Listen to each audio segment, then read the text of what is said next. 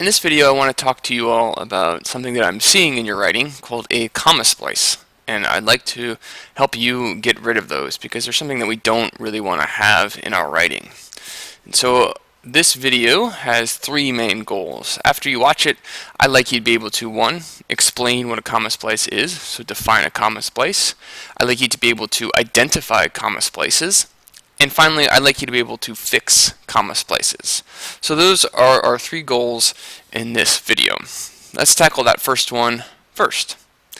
So a comma splice, in its most basic definition, is two independent clauses that are connected only with a comma. Here's an example of what I mean. In this sentence, we have two independent clauses. The first is, Mr. McCormick designed a lesson on ending comma splices.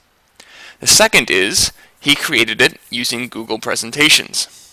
Now, as a good writer, I know that I don't always want to write in simple sentences, so I wanted to combine these two sentences, which is great. But the problem is, I only used a comma here to combine them, and that's a problem. So that's our most basic definition, but before we go on to our next step of identifying these things, let's first review what we know about clauses and independent clauses.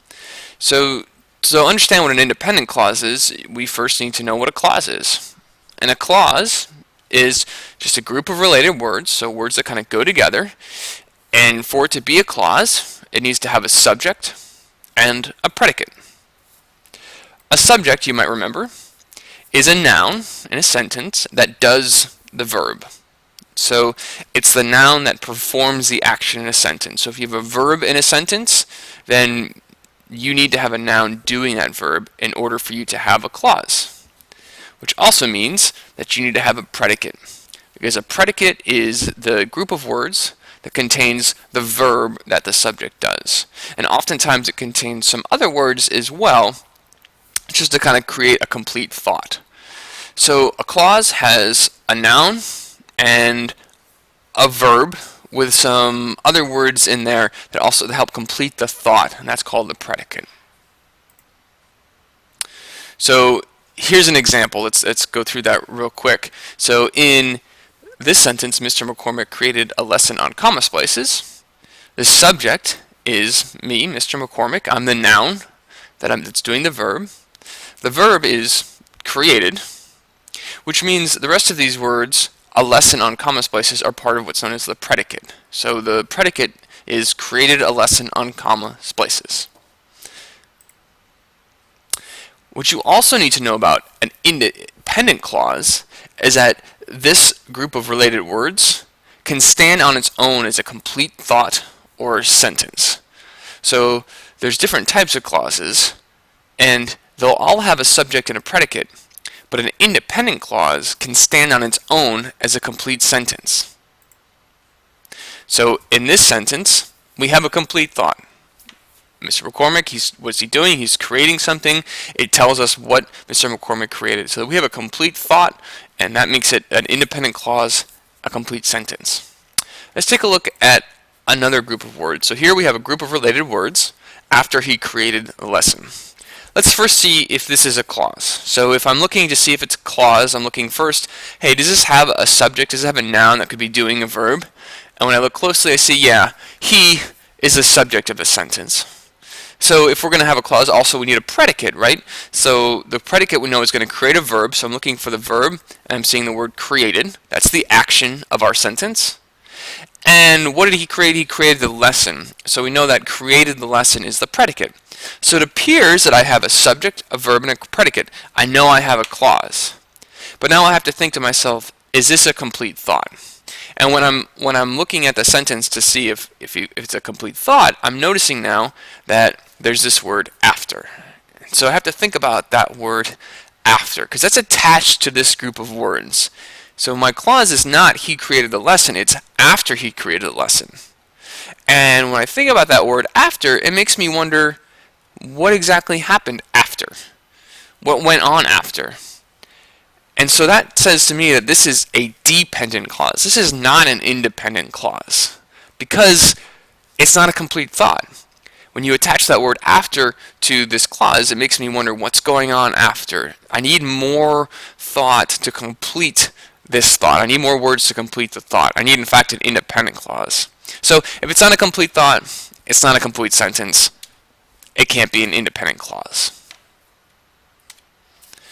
There's some other words that might signal a dependent clause, and you'll see that I've repeated them here. There's many more of these words, but these are some examples of those.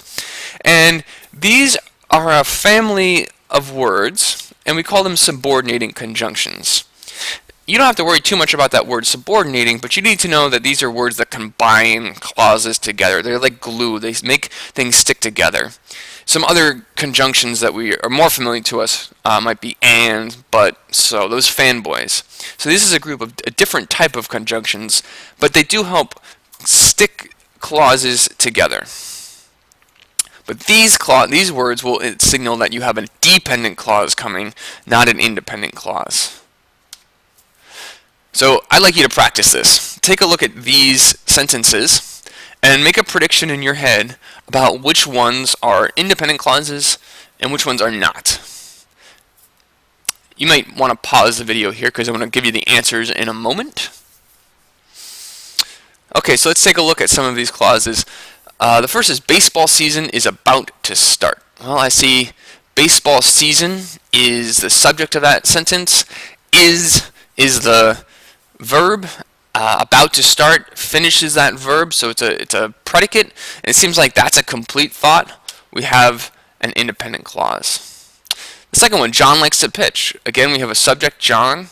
We have the verb likes, and then to pitch kind of completes that likes. It's adding on to that like, so he likes to pitch is the predicate.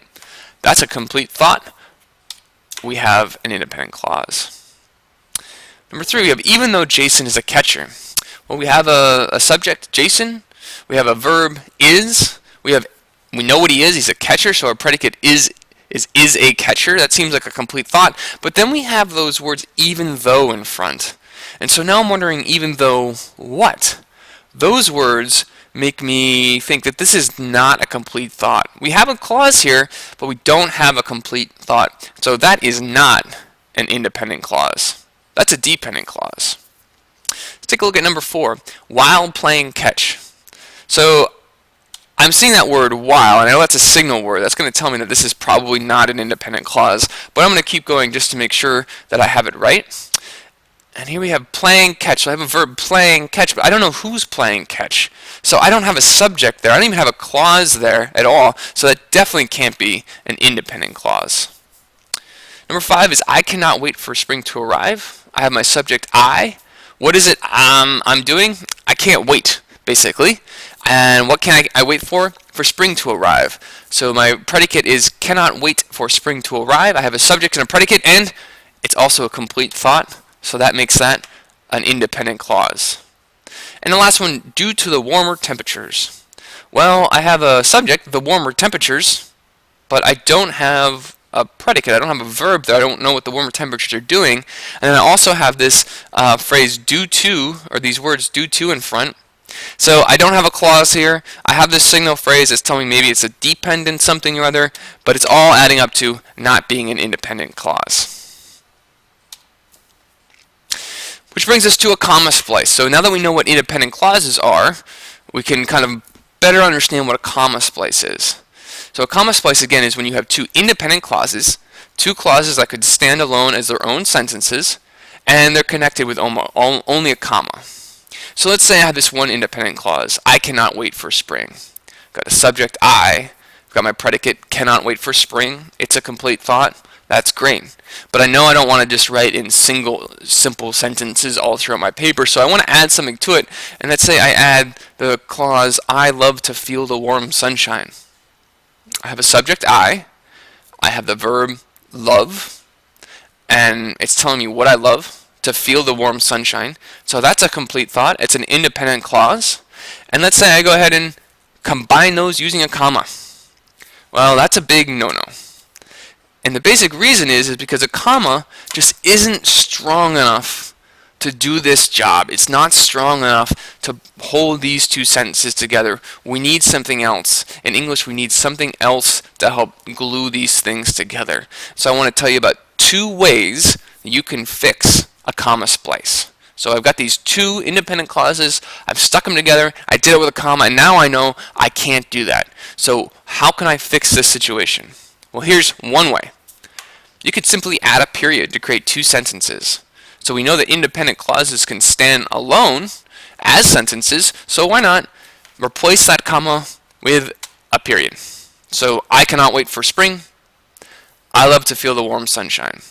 Now I have two separate sentences. That period is strong enough to do the work of separating these two different clauses. It's a big, strong piece of punctuation, so I'd be good to go.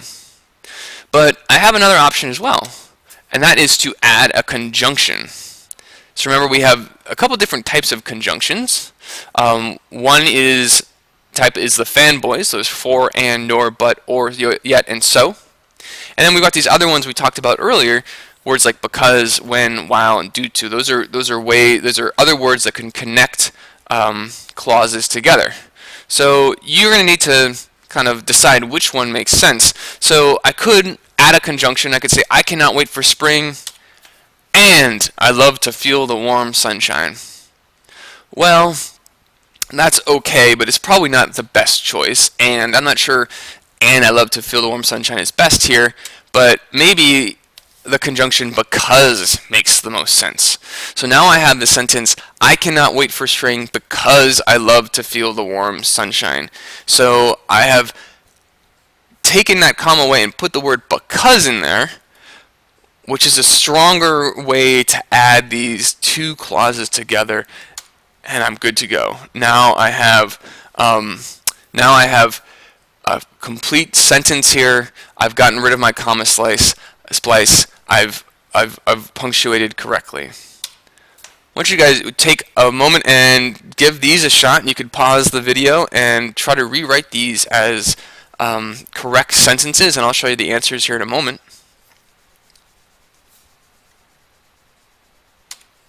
So these are the choices that I would have made. These are the conjunction choices I would have made to rewrite these comma splices. If you wrote them as different sentences, that would work too if you used a period. But I want to show you how you could add some conjunctions to create or to fix a comma splice. And then here's another exercise I'd like you to practice. See if you can read through this paragraph and find the comma splices. So again, you might want to pause this video, read the paragraph, and see if you can't find any sentences that have a comma splice. And I'll show you the answers here in a moment.